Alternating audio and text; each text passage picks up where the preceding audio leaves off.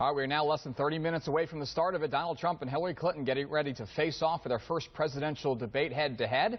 And joining us to break it down, talking about the importance, is Fox 5 political analyst Carl Luna. Carl, great to see you. Exciting to be here. Yes, it's an exciting night. We've been building up to this point for quite some time. How much does tonight really matter? It's the first of a few debates. What does tonight mean for the whole thing? It's easier to lose the election on a debate like this, Andrew, than it is to win it. Your opponent makes a terrible gaffe, makes a mistake, misquotes something, and that becomes the narrative for the next couple of weeks. So both candidates don't want to do anything that's going to be the headline for tomorrow. So Trump has never been elected to office. He's never debated in this kind of setting, one-on-one. Will that show, or is he going to be graded on a curve given those facts, and is that fair if he is? Well, that's been one of the issues across this the entire campaign, Andrew. He is the uncandidate, the uncola, and he breaks the basic measures that we've used for everybody else. It's worked with him up till now. Now that he's on a 90-minute debate, he might have to have a little bit more facts, just response heavy. Carl, we're talking about 100 million viewers tonight. Those are like Super Bowl type numbers. I would imagine part of that has to do with a lot of the drama that is built up to this point, in addition to obviously the fact that we're electing our president for the next 4 years. But how much of the scandals and kind of vitriolic statements will come out tonight and play into the way that these two go head to head? Well, for example, with Donald Trump, he's going to try to be kinder and gentler to reach out to the moderates out there.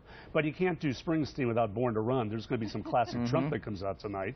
Hillary Clinton's going to try to sound not just like the safe choice, but the right choice, the practice choice. But both of them are building on an American society that's the most divided it's been for 30, 40, 50 or more years. I mean, right now, politically, we are kind of like the winds outside, a Santa Ana wind of a firestorm waiting for one strike of lightning to hit. It's been a calm summer. There is a lot of tension going into the fall.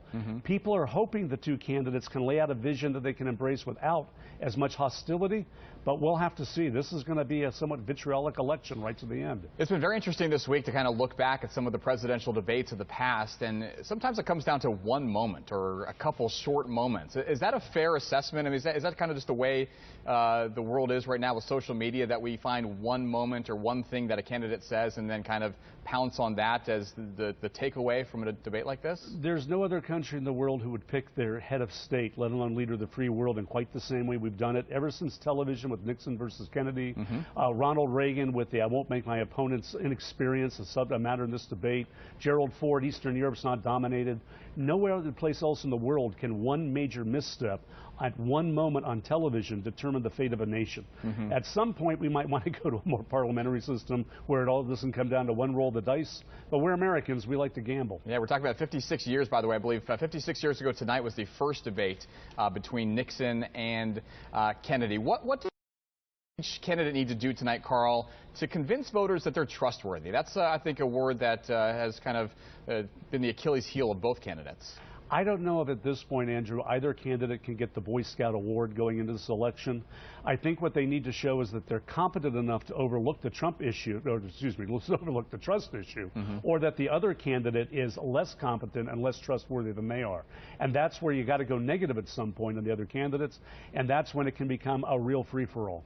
Well, we'll find out starting in about 25 minutes from now. Carl, we look forward to your analysis throughout the night. We appreciate your insight ahead of the start of this first head-to-head debate between Hillary Clinton and Donald Trump. Carl, thank you very much. Gonna be a real humdinger. It sure will. That's the best word to describe all of it. Fox 5 wants to hear from you out there. Once the debate is over, you can head to fox5sandiego.com and let us know which candidate you think did the best job during this debate. We're going to share the results tonight on the Fox 5 News at 9, 10, and 11.